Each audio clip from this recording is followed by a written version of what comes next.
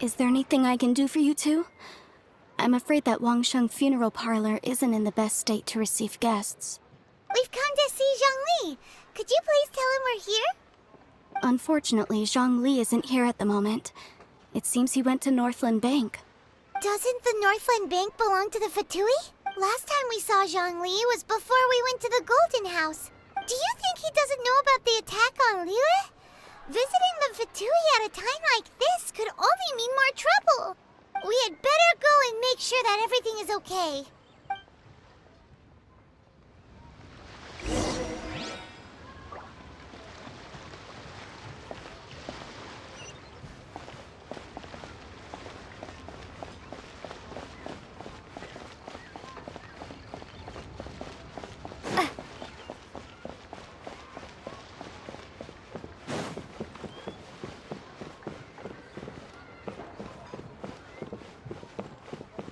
Jewelry's out of stock, but we have some new items in.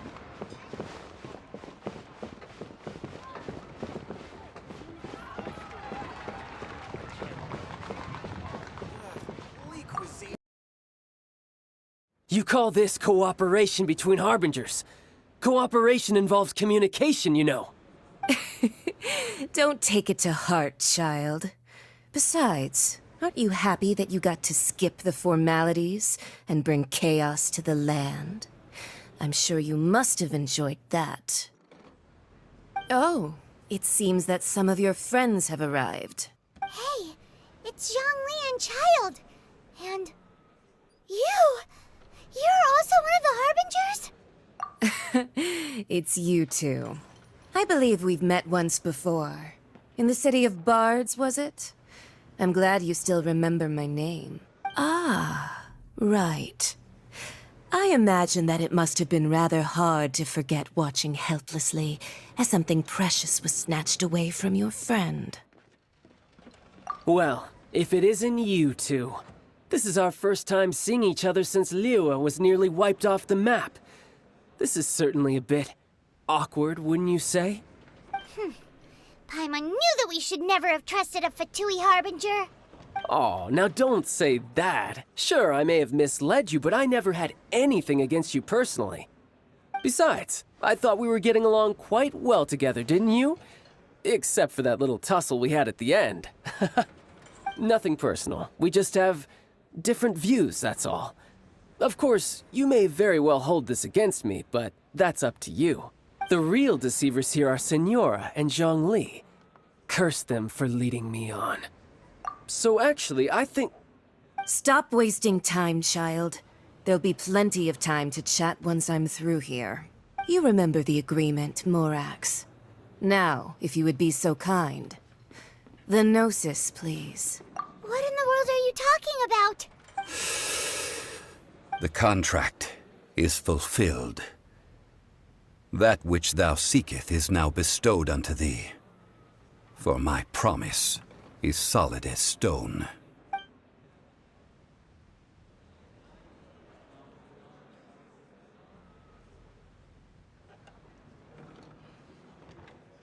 How sanctimonious. What? So you're the Lord of Chiao? No, wait! That's an exciting twist and all, but why give the Gnosis to the Fatui? I do not give it for free. I give it as agreed upon in the contract. For it is a matter solely between the Tsaritsa and I. Yeah, you don't think you went a little bit too far with that whole fake death thing? Everyone was preparing the ceremony for you, and splat! This big dragon falls out of the sky, and all of Liyue goes into an uproar. Talk about a disaster. Gathering all the forces that had been bubbling behind the scenes, and then stirring them together in a pot that was bound to boil over. That's what he wanted to see, am I right? Wait, what? Perhaps it's best that I explain. As you know, I've dwelt upon this world for more than 6,000 years. It is now 3,700 years ago that I founded Liyue together with the Adepti. Even boulders that can withstand whirlpools will erode with the passing of time. I kept convincing myself that cracks had not begun to form, and that the end of my time had not yet come, until one drizzly day. As I was strolling along the harbor, I heard a merchant tell one of his workers, "You finished your duties. Go ahead and call it a day." I stood motionless among the crowds, asking myself, have I already finished my duties? Oh, Zhongli. But as I began to consider relinquishing my divine role, I soon discovered that many reasons still remained to not hastily depart. Was Liyue, the city I had dwelt in for so long, already prepared to enter its next age? I decided that a test was needed in order to reveal the answer, so I feigned my own death, and gathered the cast of Child, the Adepti, and the Liyue Qixing to play their roles together on the stage that was Liyue. Indeed I was. The gnosis which I had kept for so many years suddenly seemed to have lost its meaning. That's right, which is why I continued to safeguard the gnosis until now. So you mean that if the chaos ever reached the point of no return, you would simply appear and use your divine powers to bring Liyue back under control? Of course, and it would have been all too easy for him too. Just as a child quickly matures after losing their parents, so has Liyue matured when faced with the death of its deity. In the end, the resolution to all that has transpired was even more satisfactory than I could have hoped for. Take the Adepti, for instance. Owing to their years of seclusion, they were the least informed. Yet when faced with a crisis, they commendably showed the greatest amount of restraint possible. Not only did they manage to cooperate with the Qixing, but in the end, they even made efforts to understand the hearts of the people. Credit is also due to Signora, the emissary dispatched by the Archon to fulfill our contract. At my request, she kept everything she knew in strict confidence. This despite the eavesdropping ears of her colleague, Child. This meant I could remain as Zhongli, even having the chance to fulfill the age-old traditions of Liyue in this mortal form. Thank you. All of these things turned out as I had planned. There is only one thing that I had not anticipated, and that was the conduct of the Liyue Qixing. I had expected them to do no more than the Adepti, to come to the defense of Liyue. But when all was said and done, they seized the opportunity to supplant Liyue's divine protectors, and used the subsequent power vacuum left by my death to quickly gain complete control of Liyue. Huh? That doesn't sound good at all. On the contrary, I think it is excellent. I had always feared that it was too soon for them to take over from me. And it was also that which I longed for the most. As such, this is the best parting gift anyone could have given this god of old. Hey, what about me? Doesn't anyone feel the least bit of remorse for deceiving me? You've practically kept me in the dark! I think that thanks would be more appropriate. You certainly played no small part in all of this, wreaking havoc and turning the city upside down. The Lord of Geo ought to thank you for your performance, if anything. If you hadn't created the pressure of a battle between mortals, Adepti, and a god, the lump of coal resting in the hands of the Geo Archon, Liyue, would never have been able to become a dazzling diamond of a city. Huh? Just whose side are you on, mocking me like that? Are you itching for a fight? Be that as it may, you've come out of this as the hero of Liyue. I, on the other hand, will be forever prescribed as a disturber of the peace, no? Well then, with the Gnosis in my possession, I have no use for such idle chatter. We should return to Zapoljarny Palace and seek an audience with Her Majesty, the Tsaritsa. Come, child. Fine. I'll meet you there later. I'm not sharing a boat with the likes of you. Do as you wish.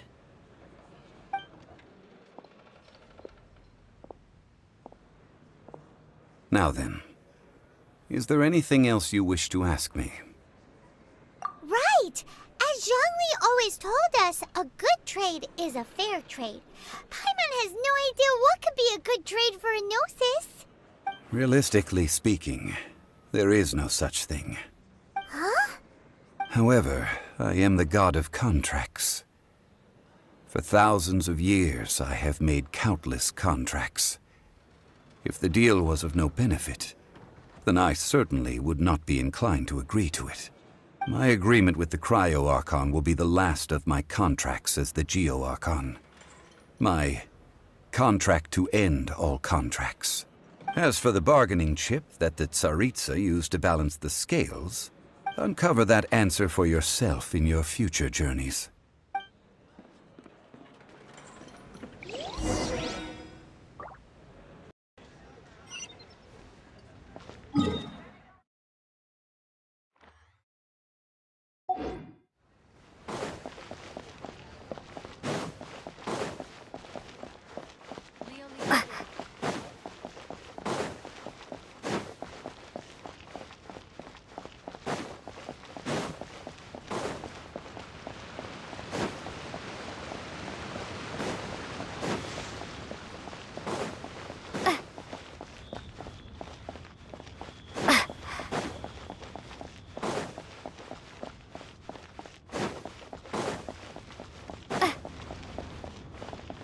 Well, since we're going through with this rite of parting, I guess it means that those rumors hit the nail on the head.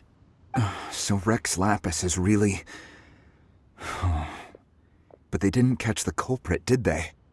Oh, come on. Do you think that the assassin could have been a normal person? You know what I think. I don't think any of the gossip on the streets you hear from those shady types is worth anything.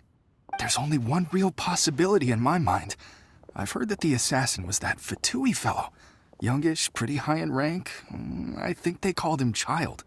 The Fatui? They certainly are very suspicious. Who knows what those greedy, crooked folks... Shh! Lower your voice. If the Fatui catch you in their sights, Rex Lapis won't be around to protect you this time.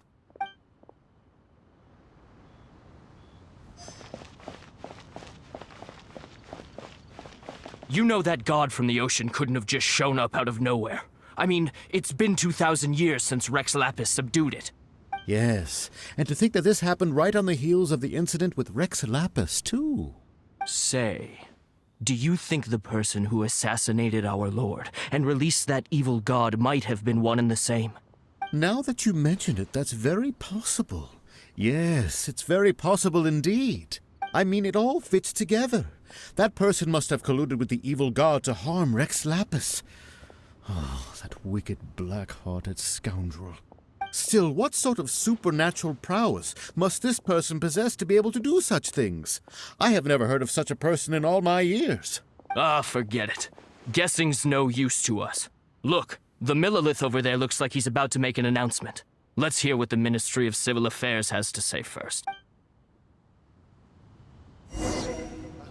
What if Master finds out?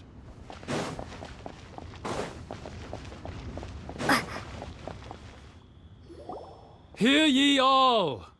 The Qixing's words. Though a dragon soars ageless as the mountains, it too must return to dust. This is common knowledge. Gods and Adepti live glorious lives, but both light and shadow have their season. So too must they face divinely appointed trials. Rumors and hearsay abound on the streets that Rex Lapis was murdered. Now, let the truth be revealed. Having been thwarted in his trial, Rex Lapis's soul has recouped the celestial heights. He beseeches the people of Liyue to grieve not and to let not their hearts be saddened. Nor are they to believe street-born rumors or indulge in baseless speculation.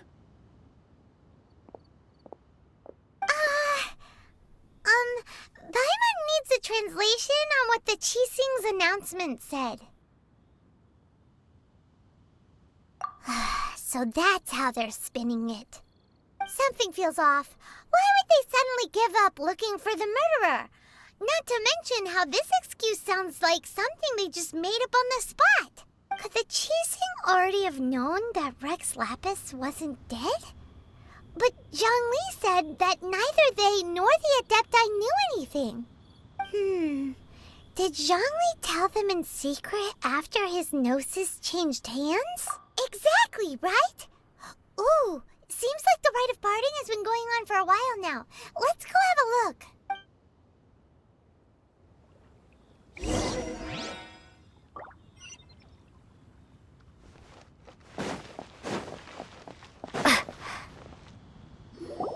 Look, it's Ningguang and Keqing.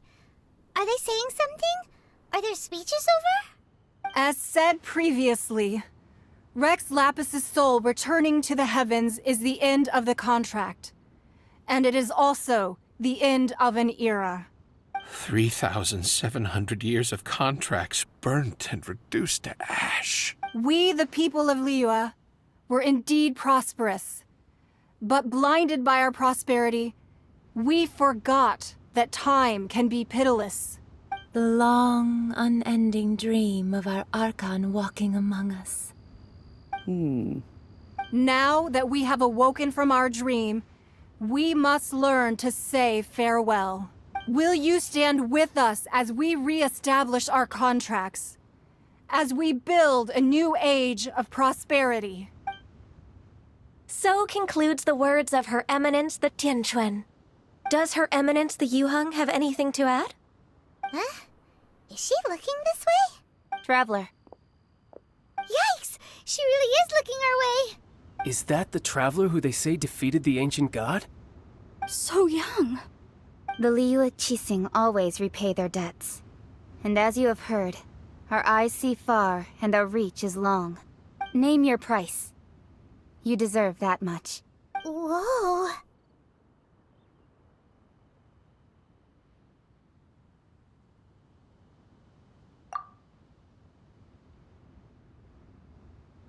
Well, could you help me put up some missing person posters?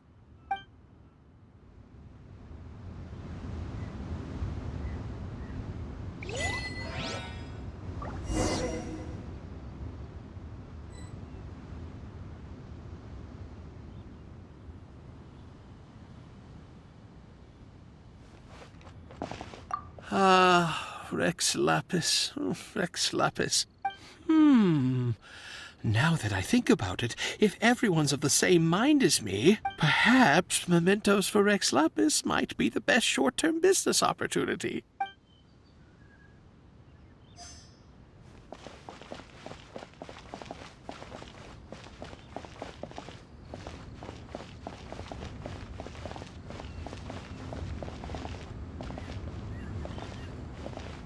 As for the mortals and Adepti of Liyue, what shape shall our relationship take from now on?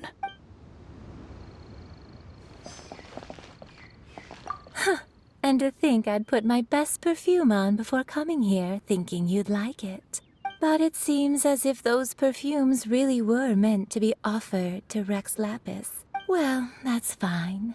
Suffer no rivals in love, they say. And that's 3 gone in one stroke.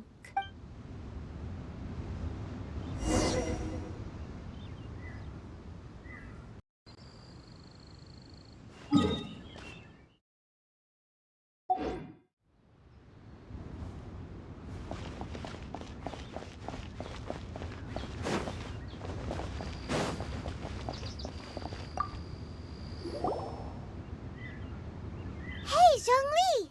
Look at this. Everyone in Liyue is caught up in their emotions, thinking that they'll never see Rex Lapis again. And here you are looking all relaxed. Why would I not feel more at ease after laying down the burden I have borne for 3,700 years? Right. If the two of you can spare the time, I should treat you to a meal at the Xinyu kiosk. Ha! That sounds like big talk, Zhongli. Paimon might have believed you if you were treating us to some third-round knockout, but you'd have to pay out your nose just to stand inside Xinyu kiosk. Are you sure you can afford it? You're right. I do like the Mora. But why Rex lack Mora? As the Rex Lapis Morax, I can easily create Mora. But since I have chosen to walk this earth as the mortal Zhongli, I should abide by the same rules that mortals do. When I was journeying with you, though I still had the Gnosis in hand, I knew that I must soon retire from my role as an Archon, so I had to rehearse a little for my new life. Oh, no wonder! Paimon gets it now. You didn't look at the price tags when we were spending because you've never had to. But since you weren't used to not being able to just make more Mora as and when you wanted to, you had to try becoming a parasite to society who lives off of other people's credit. Well, we were only spending Fatui money. You don't have to say it like that. In the City of Commerce, we do not merely exchange money or goods. We also exchange knowledge, memories, and foresight, as well as positions, roles, and lives. The Archon Morax could never experience life as the true mortal Zhongli could, no matter how many times he descended to be with his people. I must thank you for that. I will treasure the memories that I made as Zhongli, traveling the streets of Liyue with you. That is true. But there is no journey that does not end. No meetings without partings. Paimon thinks that we should make a move and continue our search for the Seven. I fear that continuing your journey may be difficult. The nation that neighbors Liyue by sea, Inazuma, is presently closed. Yes, the nation has been closed by order of its deity, the Electro-Archon Ball. And just as the people of Liyue preferred to call me Rex Lapis, she too goes by another name among locals in Inazuma. Paimon thinks we've heard that one before. Raiden? That is the case. And since Raiden is also the Shogun of Inazuma, people call her the Raiden Shogun. That said, though people at the wharf were saying that the situation in Inazuma is very tense, Paimon doesn't remember that always being the case. It wasn't that bad last year. Zhongli, since you're Rex Lapis, shouldn't you know something about what's happening there? Just how did Inazuma become a closed nation? It's because of visions. Visions? When faced with circumstances beyond their control, humans often bemoan their lack of power. But if a person shows true strength of will at a desperate and fateful moment in their life, the gods will look upon them with favor. This is what visions are. Magical foci bestowed upon those who have been acknowledged by the gods. Uh-huh. That's how people in Teyvat see it. But starting from last year, the Raiden Shogun began promulgating the Vision Hunt Decree. Vision Hunt Decree? Yes. It was an order to seize all visions within Inazuma's borders, and to inlay them upon the hands of the statue of the omnipresent god. They want to seize visions. But why? Aren't visions blessings from the gods? I should think that in the Raiden Shogun's eyes, it is precisely because they are divine blessings that they should be under the sole dominion of divinity. Whoa, that's harsh. The Animo Archon is the god of freedom, and the Geo Archon is the god of contracts. For her part, the Raiden Shogun is the god of eternity. It seems as though she has finally decided to eliminate any unstable elements that could pose a threat to her eternal realm. The fact that even I, the oldest of the seven, have now passed away, will only strengthen her resolve to pursue eternity. Knowing her, she must have again quoted that adage she is most fond of when proclaiming that decree to her people. 7 ideals for 7 gods. And of these, eternity is nearest unto the heavenly principles. All right then. Was there anything else you wished to know?